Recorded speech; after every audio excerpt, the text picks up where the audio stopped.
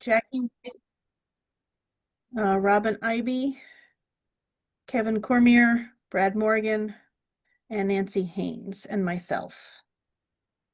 Um, I don't believe that there is any public communications.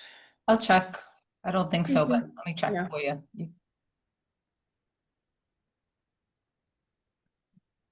Does that come into a separate box than the general school committee box? Like if anyone wanted to submit questions? It does. Okay. Yep. So there you'll see it on the agenda that they can click, and what happens is it goes into a Google form. Okay. So I can share that with you. So if you want it, you can see it for the meetings. But there's nothing for today, Randy. Okay. Yeah. Thank you. You're welcome. Yeah, generally, we don't get much on this subcommittee. I would love for the community to come and join and listen. But it is rare. We were quite active during COVID with the masks and that policy. But other than that, pretty much policy flies under the radar. Okay. So we'll start with going down the agenda for the new business. So policy EFC, free and reduced food services. A couple of these policies you'll note, we actually had started looking at these and making changes last year. This one was July of last year. It looks like we were looking at it.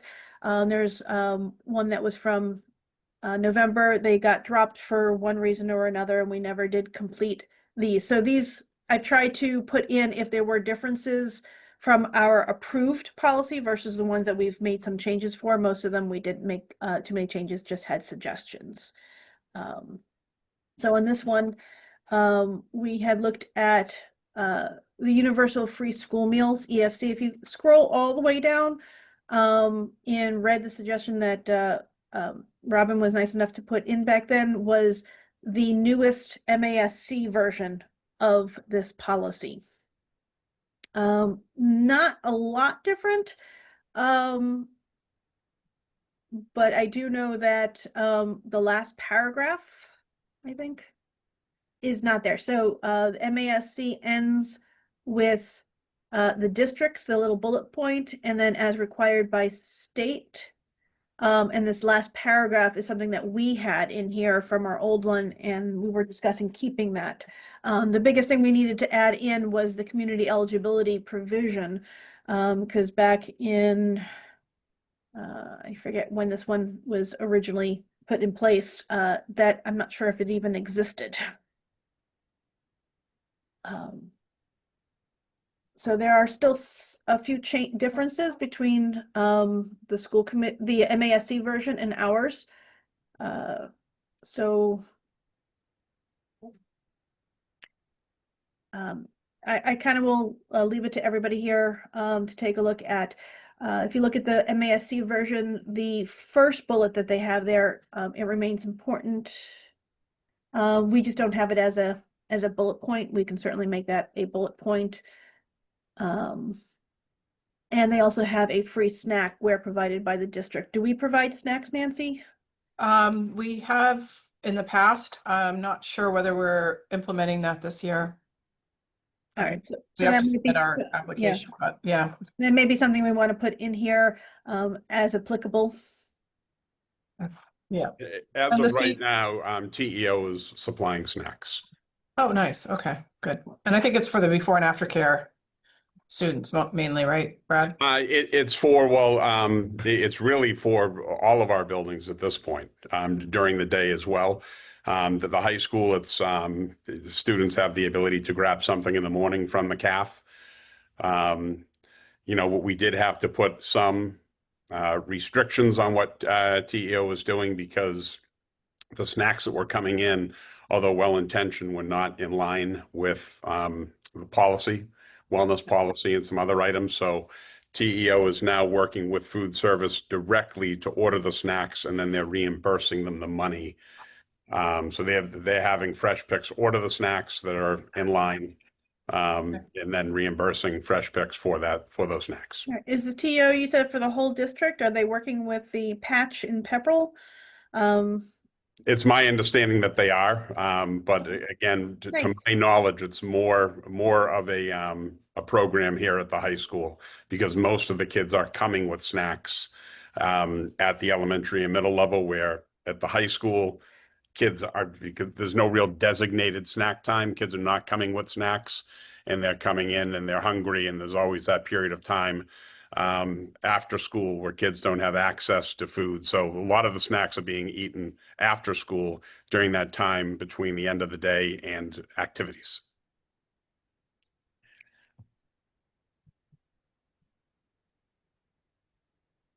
How many applications do we typically get at the beginning of the school year? Do we know? Well, right now, our district is community eligible under the CEP program, and we are not allowed to collect applications while we're in that program. And Okay. what happened a few years ago is it used to be that you wouldn't qualify as a school unless you were more than, I think it was more than 40 or 60% free and reduced, which we were not. And then they lowered that threshold to 25%, and a lot of schools were able to pick up and be a part of that program. So all students are free in Massachusetts anyway, but in our case, community eligibility means we're also free whether the state has a program or not. So this is I believe a USDA connected program. So we can't actually collect applications right now, which is kind of an issue for people who think they might qualify. They have to fill out a supplemental form, not a free and reduced application form.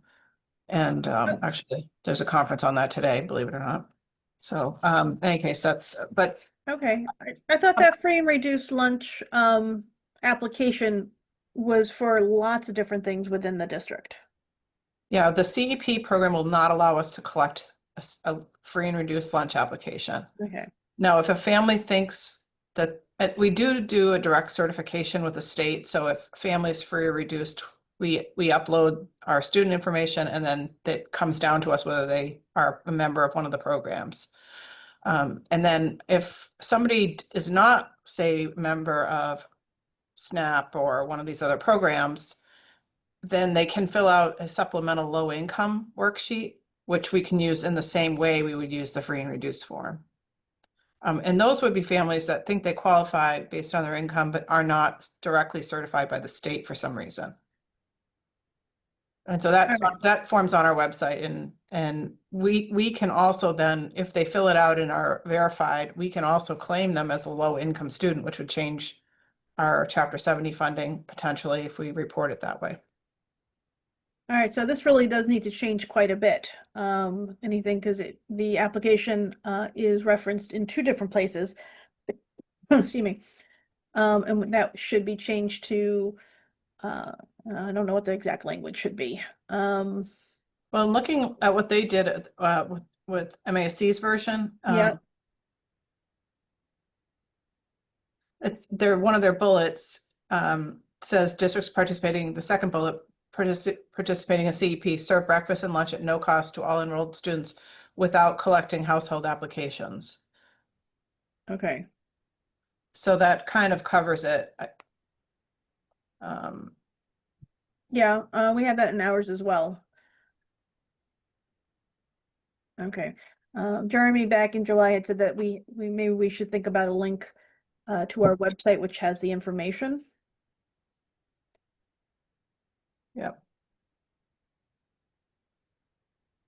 And the only question I would, or the only reason I would say I'm hesitant to include links, maybe we should just direct them to the website, is just because if it changes, we tend to have policies in place for, sometimes 10, 15 years without changing them. And our website definitely changes and things change places. So Right. that link will get broken almost guaranteed at some point. So maybe we just direct them to the website for information. I mean, the policy is not wrong if we were not CEP, but we are at the moment. And Right. that we'd send them updated numbers every single year, but there's a auto renew we're included for 4 years at a minimum. Okay.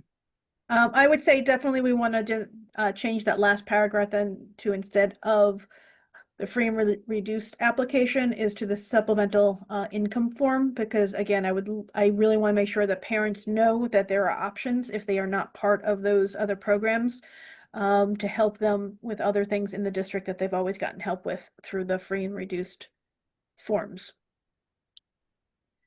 Or if the district qualifies as CP district, then supplemental form, just an idea. Because what you have Yeah. there isn't necessarily wrong, it's just Right. not applicable this year or next year. Okay. And each year we need to qualify for the community eligibility provision? No, and you have to submit your numbers every year and you are automatically included for 4 years. And if it changes, then the reimbursement rate, if your percentages of free and reduced change, then your reimbursement rate under CEP changes. So it behooves you do have to submit your numbers each year, but Right. it won't take it away if you're below, as an example. So we have 4 years in guaranteed to be in that eligible. So we should probably put both in here. So now do we, for the supplemental income forms, do we submit those or give those out to the students on the first day like we used to for the free and reduced applications? We don't, it's sort of on the as needed basis.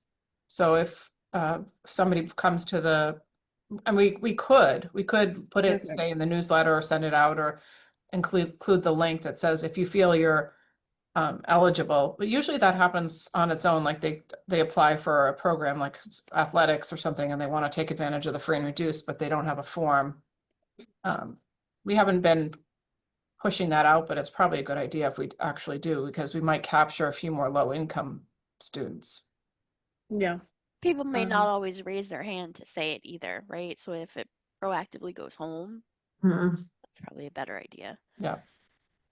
And it's not required. We can't, actually, it's optional for them. Yeah. They don't have to complete it. Right. I mean, even the free and reduced was optional. If I remember correctly, Right. been a while since I filled out those, first week packets, but I remember there. Do you miss it, Randy? Not really. Mhm. But if I remember, there was a couple of forms in there that were optional. And then others that we needed, like the contact forms, obviously were mandatory that they needed to get those back.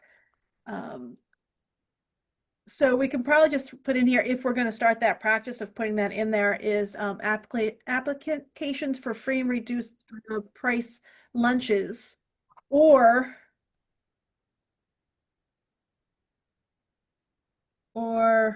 you said with supplemental income forms?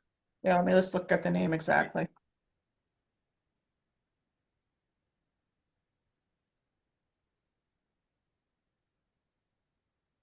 Supplemental low income form.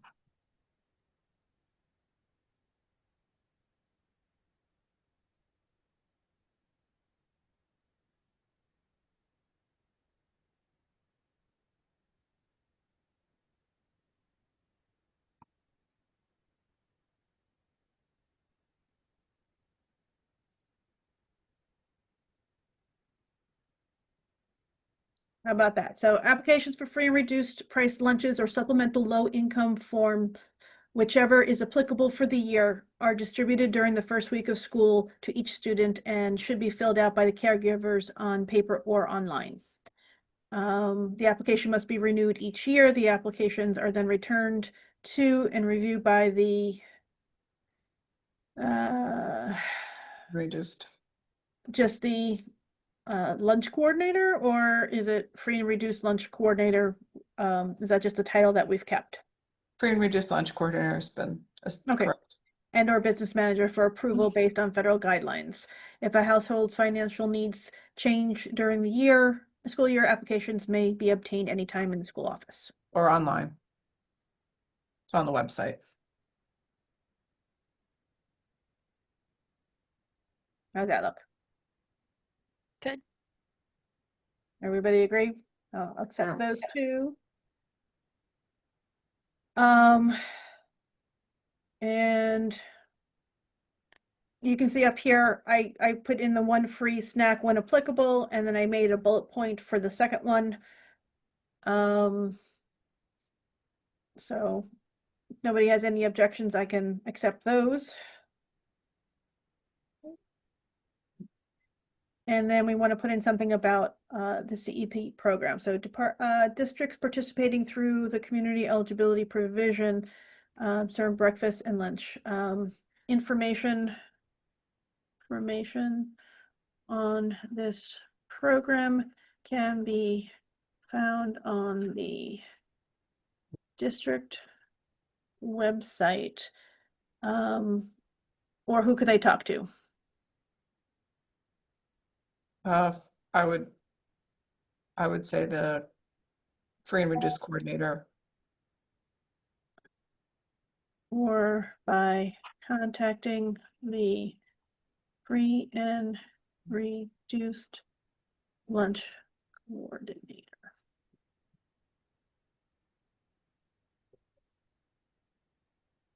I could spell.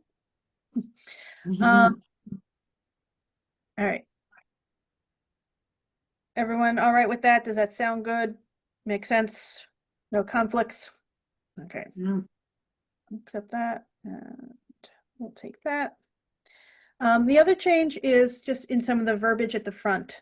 So MASC has changed it to the school committee is committed to providing students with healthy, nutritious meals each day so they can focus on schoolwork while also maintaining a financial integrity of meal programs and ensure compliance with the USDA National Nutrition Program. The older language was the North Middlesex Regional School District will take part in the National School Lunch Program, the Massachusetts Universal Free Meals Program, and other food programs that may become available to ensure that all children in our schools receive proper nourishment. Anybody have a feeling one way or the other on the verbiage? How are you so quickly comparing the docs? What doc am I missing? Okay, down at the Mhm. bottom, it's put in there. If you just keep scrolling down.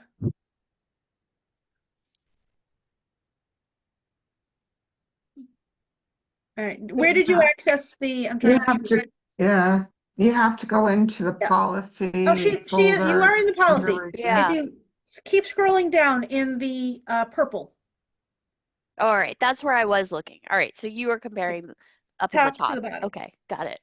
Yeah. Okay. I think they basically say the same thing. It's a matter of semantics, but I will certainly take input on what everybody likes.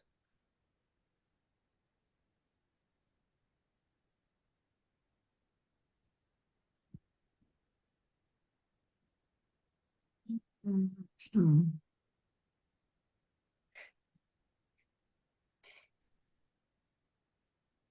I mean, I think that first paragraph under the MASC policy, if the school committees likes it, I feel like it makes a statement that they are supporting the program and so on. I think it's a matter of positioning, I guess, more than anything. I agree. Mhm. And then from there, it's just the district will participate. Right. So that kind of takes up, Okay. the district will participate, take part in or whatever But but it's up to the committee. It's their, I'm fine with it. I usually especially on things like this, I defer to most other people because I tend to be very bare bones. So I have no problems if, if you other people haven't want a little bit more. done this kind of thing in other Yeah. policies, then maybe not, but Mm-hmm. where you're saying, Yeah. the school committee supporting something. So, I'm with Nancy on that. I like the MASC version. Yeah, I like,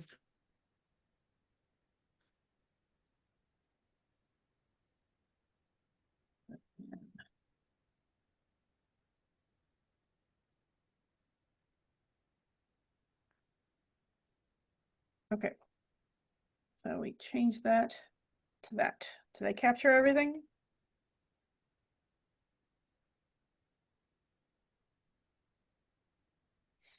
Yep. mhm. And the only other Yeah. thing I'm going to do is for legal references, I'm just going to copy theirs there's some small differences, but instead of trying to figure out what those small differences are, I'm just going to replace our legal references with theirs, and this way we know it's all there. All right, That's okay, all I did yeah. there. Okay. All right. Well, if we are happy with this, then we can take out what Robin had in here. And we'll clean up the fonts and stuff. But I will take a motion at this time to bring EFC for a first reading. I make a motion to move policy EFC for first reading. Jackie, I do you second. Okay. Lisa, Yes. Jackie, Yes. and I vote yes, and it will pass on. Thank you. That was easy. The next policy is JJF student activity accounts. Nancy, I know that you had said that there were some things different, and when I took a look at this, our policy is from 2014. So again, if you scroll all the way down in the green, I've added in the latest MASC. Being that ours was from 2014, I would say we probably should work off of the MASC one. There's a lot of differences between the two. And whereas MASC recently reviewed this in 21, it's probably much more up to date than ours. Bless you. No. Nancy, what were your concerns with this policy? So during one of our audits a while back, I think it was brought to my attention that the way the language in our section policies for auditing and reporting the class activity funds, which is number 4, and it says Okay. our policy says class activity funds, class of 2020, 14, 15, whatever, shall remain open for 5 years after graduation to support the class 5-year reunion. Any balance remaining after this period shall become the property of the school building with use defined and supervised by a building principal. I think 5 years seems excessive, and I think it doesn't really meet that. If you look at the class, The graduating class funds. the one from MASC, I think it's under, it gives a little bit more detail as to how that should be structured. Okay. They have it no longer than 2 years from the date of graduation. Some people have less than that even. So I guess I could go either way with that. And then they're suggesting that if they ask for the money, we give it to them. If they don't ask for it, in that period, which I think is a little weird, but it's either their money or it's not, right? I mean, Yeah. they have to come asking. But if they don't ask, or they, it would be nice if we encouraged the class to use whatever funds they they have have. left to have them make the decision on it. But Right. that doesn't always happen. I get that. And then Well, this one we can- actually has us transferring those, if they ask for it, to the class of 2015, here's your funds. Then they have to actually, that creates a little bit of trouble because they have to set up an account, a nonprofit and all that. So it'd be good if we don't get to that point, but I guess that gives us a fall safe. If we don't issue the money and they don't make a recommendation of what to do with the money at the end. what do graduating classes tend to, do they usually have balances at this point, and do they request it? Do they use it? I think we originally had 5 years because a lot of them will do like a 5-year reunion and use their funds at 5 Yeah, years. and they never ask for it, and that's the problem. It sits there. Actually, I can open it up and see, but yeah, it sort of varies. Some of them use it all up. Some of them are kind of on top of that. Some of them are not. Kind of just varies by class, I think. We certainly can have regulations or procedures that encourage them to do something with the money, whether it's to donate it to classes below them, or to use it up, or to ask for the money if they're going to have a nonprofit, and not have the policy necessarily state that. So if you think that it's something that is helpful for the business office, this doesn't prohibit you from encouraging that.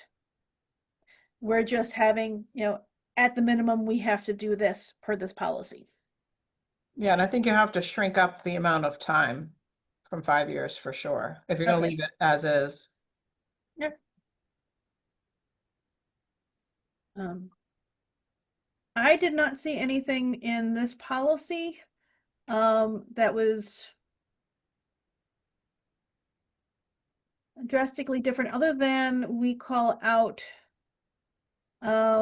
student activity checking accounts for use by the principals and have maximum balances, whereas their policy doesn't go anywhere near the school, calling out balances that can be maximum for the Yeah, and principals to use. And it's also kind of obsolete because it used to be historically before we centralized this, that the districts, the town, or at least the schools would write these checks themselves.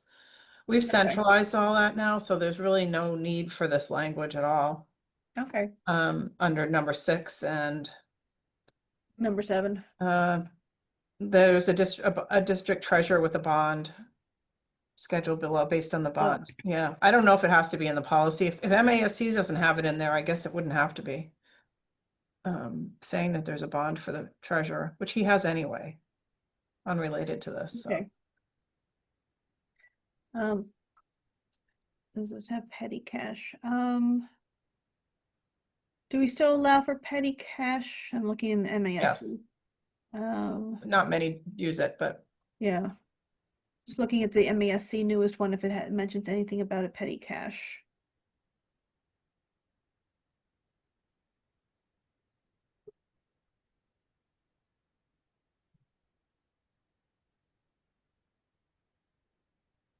Sorry, it was bed bugs you removed. Okay, all right, I thought so. Okay. Yeah, I don't see. What was removed and we took bed bugs out? Okay, Brad, we can hear you if you meant to be on mute. Okay. Okay. Doesn't mention about petty cash in their new one. I'm not sure if we want to Oh, have a sounds statement good. saying that they are Thank you. allowed to use it like we do at number 8. Each building principal may establish a petty cash fund of $500. yeah. I Is mean, I that- think, I don't know if maybe it's covered somewhere else in our policies. I guess it's more of a procedural thing than a Okay. policy, the petty Yep. cash piece of it, so. and I'm fine with Maybe that. not, doesn't have to be in the policy itself to still allow that.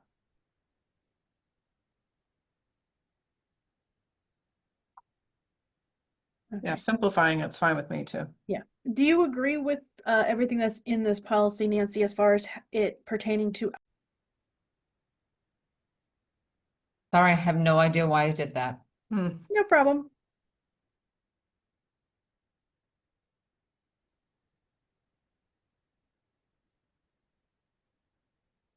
We definitely want an intro Yeah, so paragraph. some of their policy doesn't. Are you asking if they're at the MASC policy or Yeah, our The policy? MASC policy. So some of their policies, which are, I guess it's number 3 and 4. Okay. This is the one with maximum balance established annually for each school for by the vote of the school Okay. committee. I mean, it's not reimbursements by personal credit card holders or private, authorization. Okay. Yeah, I don't know. That's fine, I guess. All right. Do you want to take some time to take a closer look at this, Nancy? And then let's come back to the next meeting. Sure. And making sure that this one is gonna fit our needs and take out stuff that we don't like, make Yeah, sure that's that not- we legally not- can take it out and, Not a huge rush on that. okay. Policy JJF. So we'll continue to the next meeting. Sounds good. All right. Moving along to policy BDF, advisory committees to the school committee. This is one that had gotten dropped. It was a new one from MASC. I think we had, let me double check that. I think we had changed it already. to their version. Let me just double check that. But there was PDF.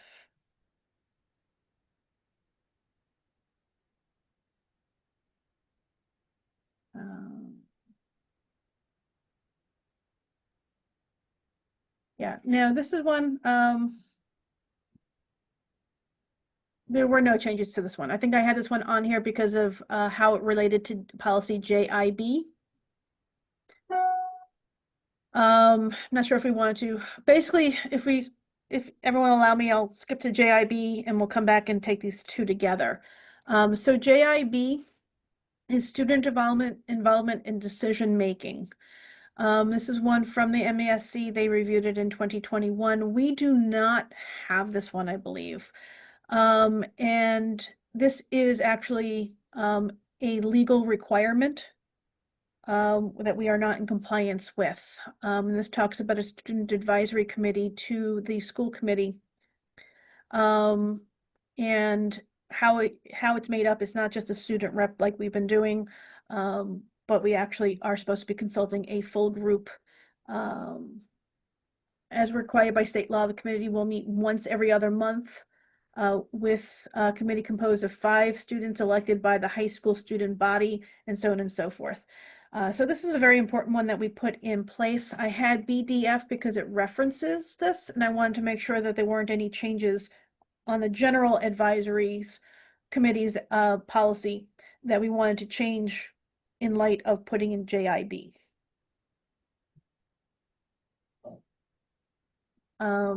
I didn't see much. I think this one is generic enough.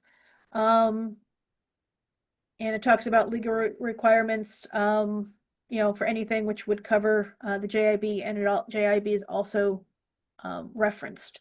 So I'd probably say no changes to this policy, unless someone catches something else that I did not. Who at like on the school side would be responsible for gathering this group of 5 students? Like this is going to be a big change for them, right? Yep. Well, basically it would be put to probably the principal. I would Okay. imagine, of the superintendent, through the superintendent to the principal to have the elected. I can look into it. My guess is they probably take the elected positions anyway for treasurer, you know, president, secretary, Yep. vice president, all of that, and use those members Okay. as part of this. I could be wrong, but it would be something that the students would need to figure out who they wanted to represent themselves to the school committee, and they can elect other people if they choose, but this would be a student decision, probably organized by the principal. Mhm. Would you agree, Brad? I would, yes. I can talk to Ms. Smith about it. Okay. So if we go with no changes for BDF, but look at JIB, this just needs to be adopted. We do need to put our name in here. The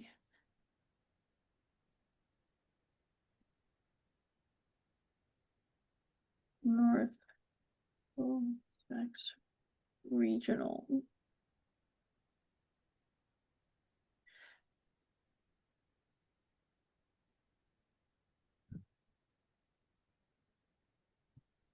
And it's fairly straightforward, and it is in legal reference MGL 71, Chapter 71, 38M. So there's not a lot of leeway for us unless we want to just add more to this. Any questions on this policy?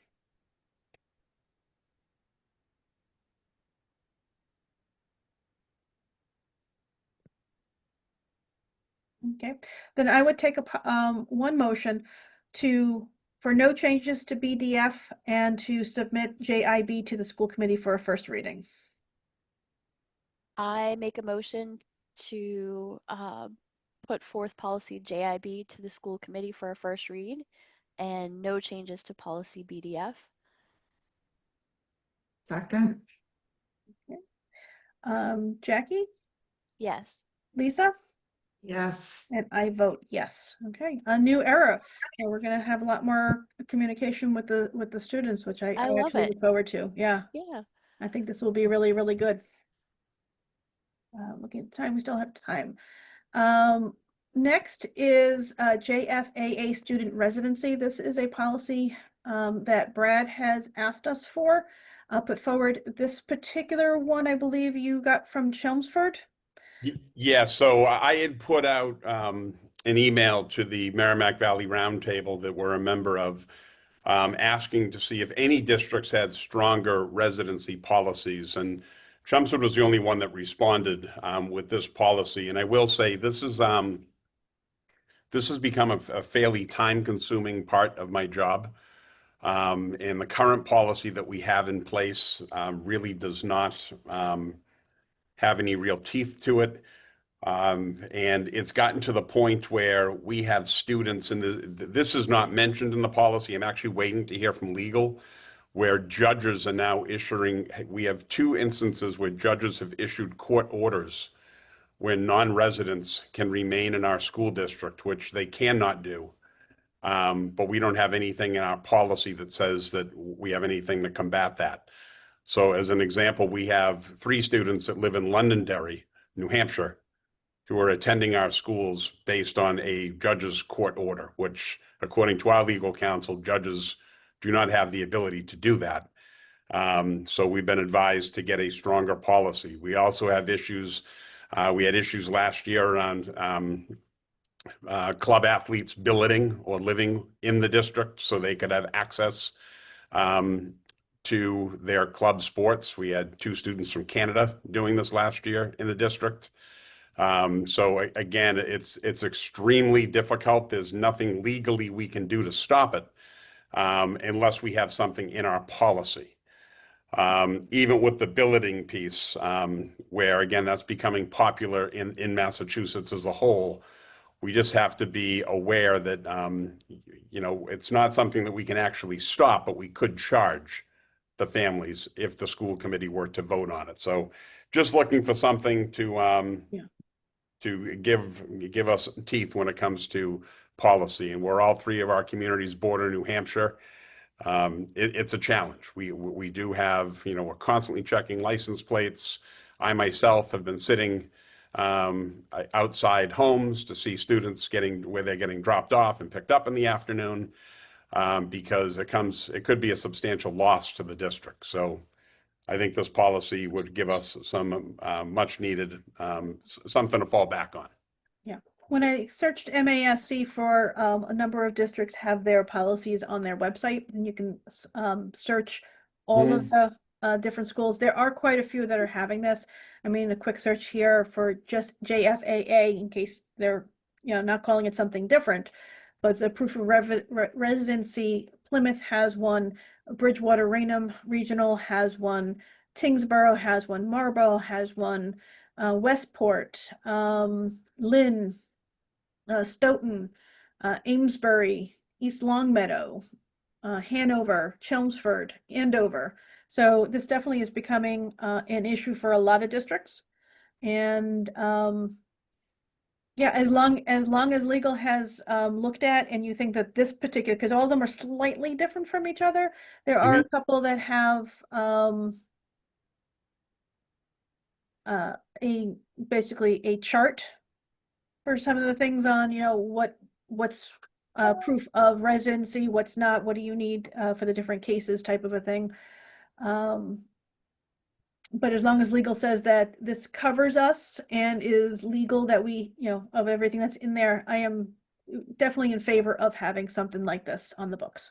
So the only thing I'm waiting for from legal is the court order piece to see if we can add that in there as well. Because as I said, we have 2 cases right now, which I have never heard of before. And the courts will not call you back. It's not, the judges don't actually accept phone calls. But also the courts themselves won't call you back. So once I get final word, I just wanted to put this out to the committee to make you aware that I was trying to move in this direction. And I may not have, I guess what I'm asking is that if legal gives us their stamp of approval, can we bring this to school committee? I think absolutely. Okay, without another policy meeting? Yeah, I can certainly Okay. bring this, being that we need this quick. Lisa and Jackie, do you mind if this is something that I might bring as the chair and not something that passed through the committee? Everyone will have Yeah. an opportunity after it's the first reading, including you guys, to have comments and make changes. Yep. Yes, I guess my question is, are we asking these families, like, if they do choose to come here, that they then need to pay? Or we're saying not at all, like, this is not something we want to engage in? So if families are upfront with us and tell us that they're not living in the district, we do give them if there's room, we give them the ability to pay. The problem is that it's not school choice. So the tuition is just over $19,000 for the year. So it's a substantial amount. We have had a couple of instances in the past where that has happened, literally a couple. Generally speaking, families will opt to move to the district in which they're residing in. But it's been a pretty significant issue over the past several years, and it's a lot of work because it's a lot of back and forth. You get the family saying, "How can you do this to my child?" But in reality, we don't have the space. It's the taxpayers' money. And I feel a significant obligation to making sure that the kids that attend North Middlesex actually live in the district. And if they don't, then unfortunately, I'm going to have to take steps to make sure that they're going to school in the district in which they reside. Okay, Randy, I'm fine with putting it forward to the committee. Yep. Okay.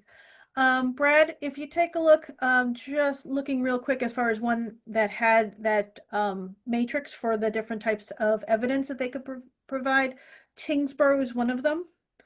Yep. And I can send this to you just so you can see the different format.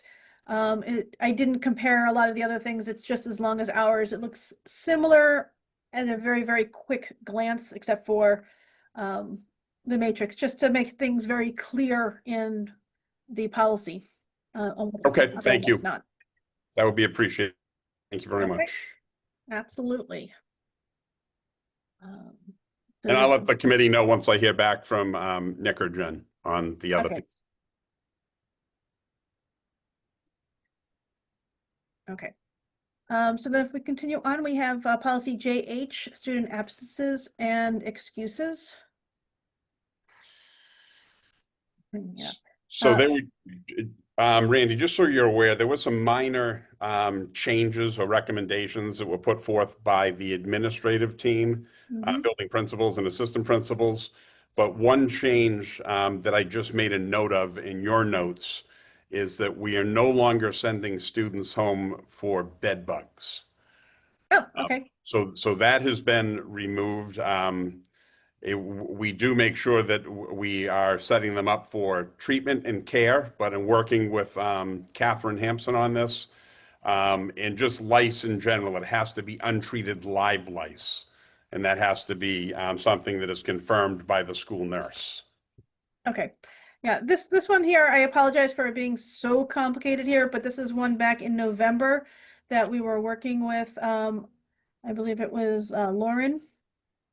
Lauren Young, yes. Lauren Young, on making some changes. Some of it was just formatting. Like if you take a look at the section 4, what is excused, instead of just having the list, we kind of made it into different sections.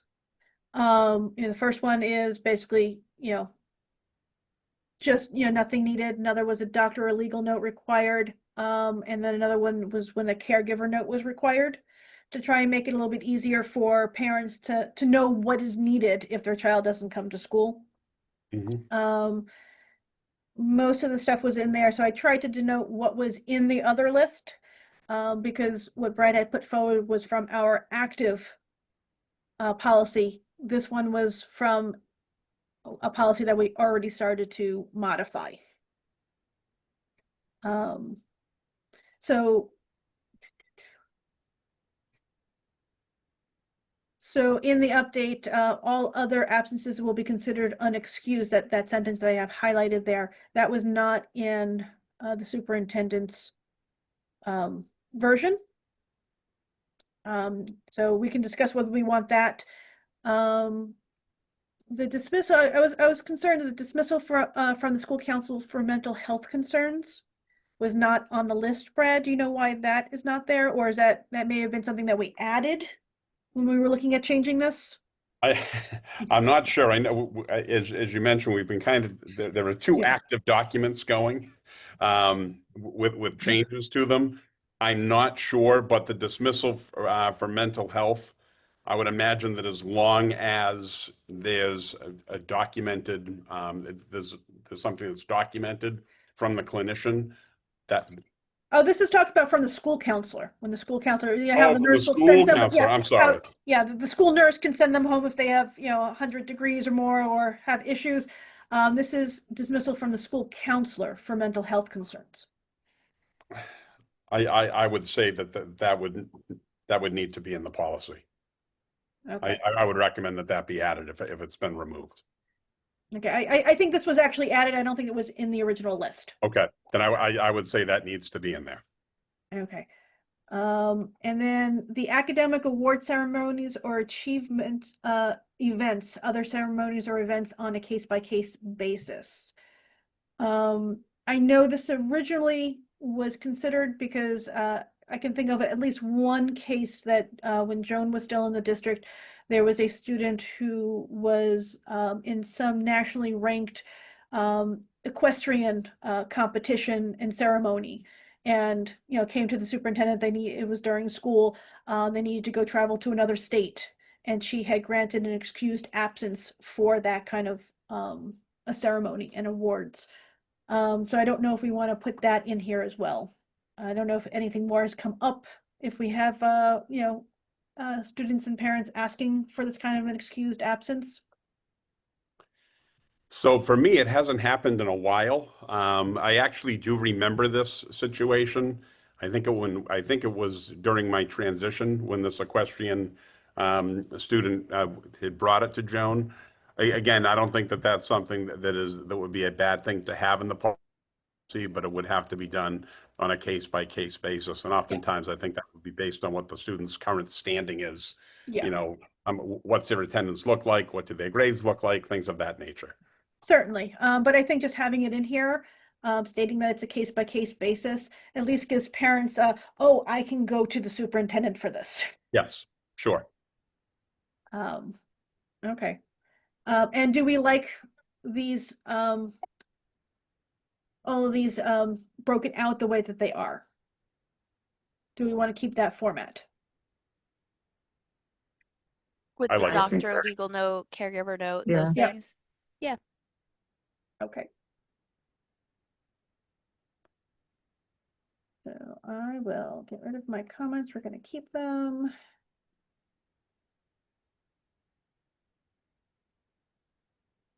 Okay.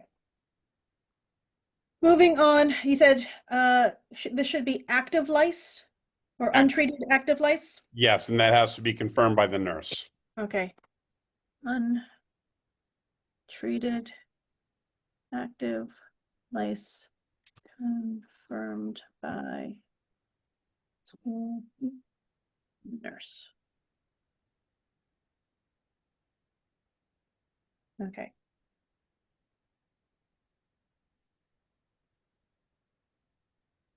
So we like that? Okay. And this was just kind of putting in the emailing. We didn't have that. This is straight from the superintendent's. That the note can be emailed now. I'll go ahead and accept that. This next one was one of the most confusing ones here. So students who receive academic instruction from the district for at least half of the school day, even if not physically present at school, should be counted as present. I replaced this with what the was from the more recent changes. To students who are not physically present at school, but who are receiving academic instruction from the district for at least half of the day should be counted as present. This would have to be approved by the district curriculum office in advance. Is that still the case, Gary?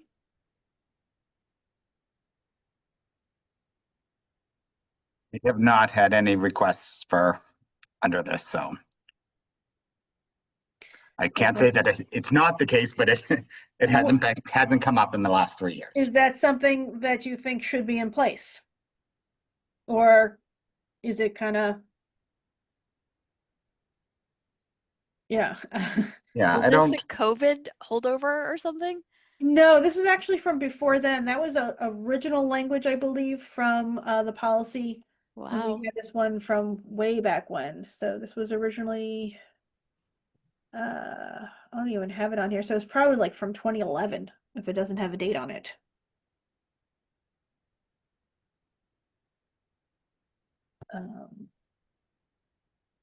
Yeah, it's not something that I've had come to my office.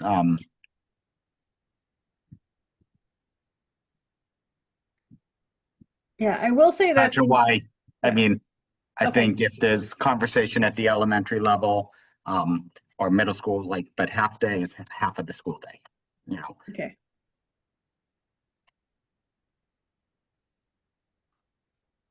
Okay, so I will take that out and go back to the original there. And then it has examples of academic instruction, including tutoring, online or distance learning, and examples of what is not considered receiving academic instruction is taking home classwork or homework. That's proper definition? Okay. Yes. And again, here, the green is what we had in the original approved policy that we have in place now. In the yellow, hopefully everyone sees yellow, was a change that was made back in November when we were looking at changing this and updating the language. So we went from parents and guardians, we were starting to go to caregivers for everything. But the wording was different, a little bit softer, I think.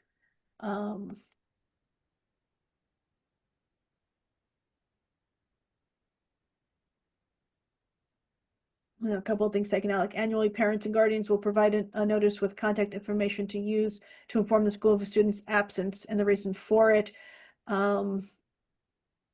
We just changed that to at the start of each school year, caregivers will provide a notice with contact information.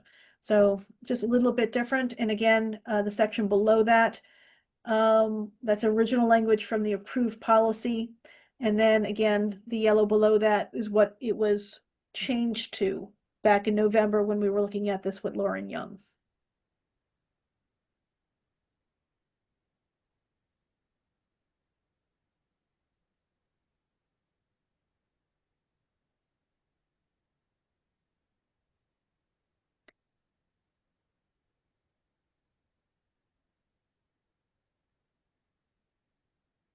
And I believe your update, Brad, went to the 5 unexcused days. Or I kept that, whereas we had taken out the missed 2 or more periods in a school year. Correct.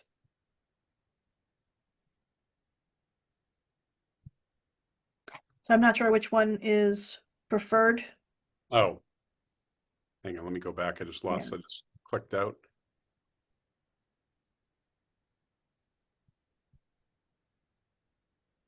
It is the district will, it's the 5 unexcused. Okay.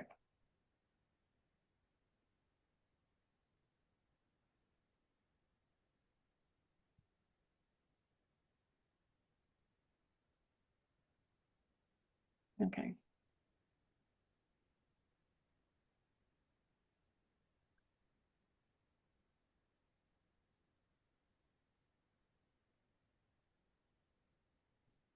And the 2 or more periods is really more of a high school concern. Yeah. All right. So we'll have the 2 or more replaced with the district will also notify the caregivers of any student who has at least 5 non-consecutive unexcused days in which the student has missed in a school year. And then calls out the MGL.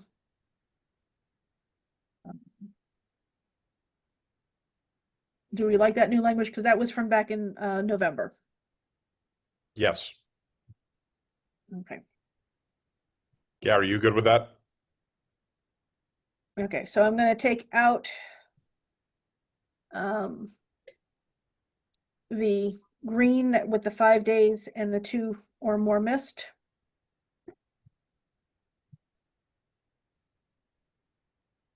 We're going to go with that. As far as the 2 above that, so the parents or guardians can help their students by refusing to allow them. We had gone to caregivers could support their students by ensuring they do not miss school unnecessarily. I think the idea was trying to be a little bit more friendly. Yes. And not dictatorship. Which language do we like?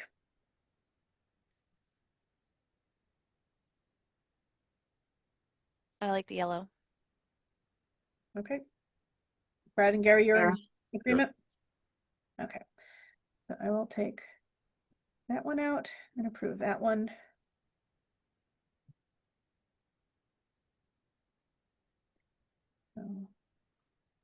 And then last one is, this is another paragraph that's not anywhere in this one, but it was from the original approved policy. So assisting in completing their education prior to any permanent withdrawal from school by a student age 16 or older, and so on and so forth. I'm not sure. It kind of doesn't follow with all of this, which is really strange. But it was in our original policy.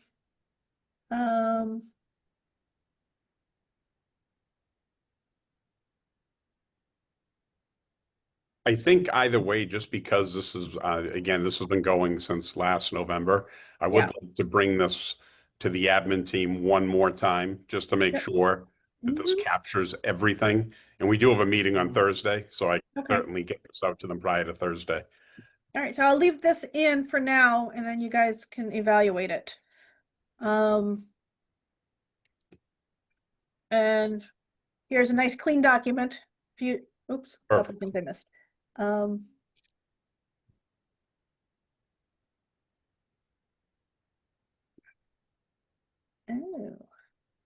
okay.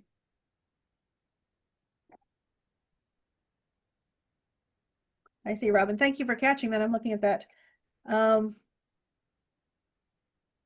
Yes, both of them kind of work. We can just take that out. Thank you for those. All right, so a nice clean document that you can bring and then bring back to the next Thank you. meeting.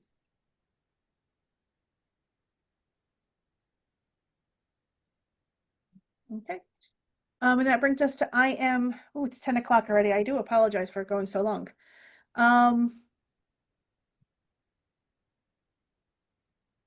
This was another one, Brad. I don't know if you realized how different the one that you brought was to what we had. Yes, I just, again, was looking to get a little bit more detail in some of the areas, but what's most important in this is that we have some language mentioning somewhere about about Ruby, about the police dog. Because right now in our current policy, Ruby's really not seen as a service dog. She's seen more as a work dog or as a police dog. And Okay. I just wanted to make sure that we had something. So even if we just add the language to our current policy, there's where it says guide, hearing, and other service dogs or law enforcement dogs will be allowed in on school grounds with proof of current rabies vaccination. That's the most important piece of this, is that we have something there, because it has been brought to my attention that we don't have anything right now to have Ruby in school. Okay. I'm certainly for that. I haven't met Ruby, but she looks adorable. Ruby's awesome. The only thing that had concerned me is you had taken out the section of the therapy emotional support dog. Are we still looking at having that in the schools? For a long time when we put in these emotional support dogs and therapy dogs, that was something that we were starting to use more Yes. often when things came up. So I didn't want to just delete that. No, so I would definitely like to keep that because we still utilize therapy dogs if there is, a certain event that takes place or something that causes stress to students. But would definitely just like something in the policy that talks about a police dog or a law enforcement dog being allowed in the district, provided it has again, the appropriate rabies vaccination. The other piece is that we have put word out to the entire community, as each building has as well, that if any students have issues or a fear of dogs, for those parents to let us know as well, so that the SRO knows going into the school that there may be an issue with some students and to keep Ruby away from those students. Okay. You're looking at here, there was just one of the conditions for allowing animals in school was deleted in your update. And this just talks about the process. So the principal must approve, must be brought in for educational purpose, free of disease, which you go into later, for the animals prohibited from the school. They must not be poisonous, and where appropriate, the source of the animal should be from a licensed professional company with certification of health. I don't see that as contradicting anything that you added here in the green. No, I don't either. So I think we can kind of go with both of them. Okay. It'll get in the change that you need right now, and if we need to make another change later on, could we find something else? We do have this process where we can keep evaluating this after it's for a first reading. Perfect. Does that you agree, Jackie and Lisa? I'll just accept what's here, Yeah. keep what we had, just add that one section. Yep. We'll go for a first reading. Yeah. And again, we'll fix the formatting and the fonts and stuff. Then I will take a motion to bring IMG for a first reading. I'll make a motion make to put forth policy IMG animals in schools forward for a first reading by the school committee. I second. Okay, and Jackie, Yes. Lisa, Yeah. and I vote yes, so that will go for a first reading. The only thing left on here is and I'm just going real quick and then I'm gonna let everybody go, so I apologize for going over the 10 o'clock. Is the financial reserves and E&D discussion. Brad had brought to me Pentucket's E&D policy on not using E&D for revenue sources. It's a decently long policy, a lot of detail in there, which is really good. It is something that we need to start thinking about how are we going to get away from using E&D as revenue every year. It causes us nothing but problems. We're just kind of in this cycle. I also found Triton's E&D policy, which is a little bit different, but again, reserves E&D for E&D and is left alone, is not used as revenue. So I had these just for starting conversations. So go through these, read them. And then the next meeting, we can talk a little bit more about how do we get out of this cycle? What kind of a policy do we want to have on the E&D so that it doesn't keep happening, and then go forward. Okay, Sounds good. then I will take a motion to adjourn. A motion to adjourn. I'll second. Okay, Lisa, Yes. Jackie, Yes. and I vote yes. Thank you very much for everyone. Meeting is adjourned. Thank you. Thank you. Bye-bye. Bye.